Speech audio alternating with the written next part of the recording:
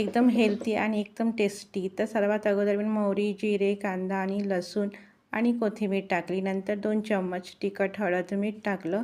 कोथिंबीर आता स्वस्तच झालं आहे तर मी थोडं जास्त टाकल्यानंतर गरम मसाला आणि जिरे आणि धनिया पूड टाकलं. थोडे वाटाणे पण टाकले कारण मार्केटमध्ये सध्या ते आलेले आहे आणि छान शिमला मिरची टाकलेली आहे. छान त्याला आलटून-पलटून टाकली आहे. नंतर थोडा टमाटर टाकून घ्यायचं. तर बघा इथे छान टमाटरचं पाणी पण सुटावलेलं आहे आणि आपल्याला पाणी टाकायचं नाही. जेवढं आपल्याला पीठ इथे पाहिजे तेवढंच इथे पीठ टाकून घ्यायचं आहे. तर तुम्हाला जर पुन्हा वाटत असेल तर इथे पुन्हा पीठ टाकून घ्यायचं आहे. नंतर छान मेथी आणि कोथिंबीर टाकून घ्यायची आहे. मला हिवाळा ऋतू खूप आवडते कारण की सगळ्याच भाजीपाला खायला मिळतात आणि स्वस्तात पण मस्त. चला मग तुम्ही पण अशी भाजी तयार करून आपल्या मुलीच्या डब्यामध्ये द्या. तर व्हिडिओ कसा झाला आणि आवडल्यास व्हिडिओला लाईक आणि चॅनलला सबस्क्राईब करा.